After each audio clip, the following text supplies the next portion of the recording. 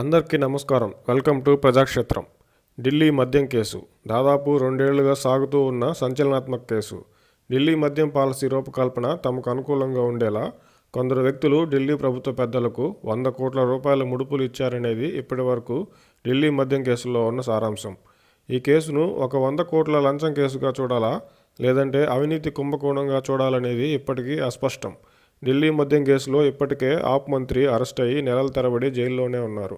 Arrest అయిన మరికొందరు అప్రూవర్గా మారడంతో బెయిల్ పైన బయట ఉండగా కొందరు ఎన్నికల్లో పోటీకి సిద్ధమవుతున్నారు. సరిగ్గా పార్లమెంట్ ఎన్నికలకు ముందు ఢిల్లీ సీఎం కేజ్రీవాల్ గారు అరెస్ట్ అవ్వడం రాజకీయ ప్రాధాన్యత సంతరించుకుంది. ఢిల్లీ మద్యం కేసును రాజకీయ కోణంలో చూస్తే మొదట ఢిల్లీలో పాగా వేసిన ఆప్ కేజ్రీవాల్ గారి పనితీరు, రాజకీయ వ్యూహాల ఫలితంగా పంజాబ్లో అధికారంలోకి రాగా హర్యానా, గుజరాత్, గోవా, చండీగఢ్ ఇలా కొన్ని రాష్ట్రాల్లో గణనీయమైన మార్పుతో ఆప్ ఓటింగ్ శాతాన్ని పెంచుకుంటూ వస్తుంది. ఉత్తరాదిన ఆప్ ఎదుగుదలకు కాంగ్రెస్ బలహీనపడడం కారణం ఒకటైతే, అభివృద్ధి అజెండాతో, హిందుత్వ అజెండాతో దాదాపు బీజేపీ మాదిరే ఒకే రకమైన వ్యూహాలతో తన ప్రాబల్యాన్ని పెంచుకుంటూ కేజ్రీవాల్ గారు ఆప్ను క్రమేణా విస్తరిస్తున్నారు.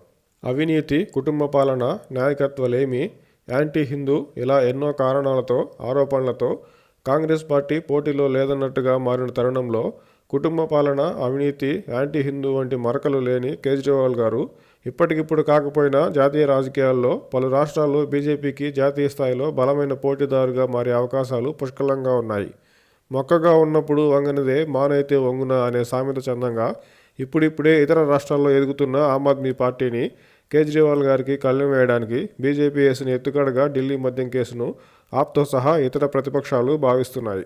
విద్యా, వైద్య రంగాల్లో గణనీయమైన మార్పులు తెచ్చిన ముఖ్యమంత్రిగా, ఇప్పటి వరకు అవినీతి రహిత ముఖ్యమంత్రిగా, ఢిల్లీ రాష్ట్రాన్ని దాదాపు అప్పులు లేని రాష్ట్రంగా తీర్చిదిద్దిన ముఖ్యమంత్రిగా కేజ్రీవాల్ గారికి దేశవ్యాప్త గుర్తింపు ఉంది. ఢిల్లీ మద్యం కేసులో పూర్వాపరాలు, కేసు లోతులను పక్కకు పెడితే రాజకీయ కోణంలో ఈ కేసును చూసినప్పుడు ఎవరికైనా కొన్ని ప్రశ్నలు రాక మానవు. ఇప్పటికే ఎందరో రాజకీయ నాయకులు, మాజీ ముఖ్యమంత్రులు, తాజా ముఖ్యమంత్రులు వేల కోట్ల అవినీతి ఆరోపణలతో కేసుల్లో ఇరుక్కున్న వారిని వ్యవస్థలు స్వేచ్ఛగా వదిలేయడం చూస్తూనే ఉన్నాం. వేల కోట్ల రూపాయలను బ్యాంకులకు ఎగ్గొట్టిన వారంతా విదేశాలకు వెళ్లే వరకు చూస్తూ ఉండిన వ్యవస్థలు ఏళ్లు గడుస్తున్నా వారిని వెనక్కి తీసుకురావడంలో విఫలం కావడం చూస్తూనే ఉన్నాం. కొన్ని రాష్ట్రాల్లో వేల కోట్ల అవినీతి ఆరోపణలు ఉన్నప్పటికీ వ్యవస్థలు అటువైపు కన్నెత్తి చూడలేని స్థితిలో ఉండడం కూడా చూస్తూనే ఉన్నాం. ఈ కారణాల చేతనే కేజ్రీవాల్ గారు 100 కోట్ల ముడుపులతో ముడిపడిన ఢిల్లీ మద్యం కేసులో అరెస్ట్ అవడంతో మరోసారి దేశ ప్రతిష్టాత్మక దర్యాప్తు సంస్థలు తీవ్రమైన రాజకీయ ఆరోపణలను ఎదుర్కొంటున్నాయి.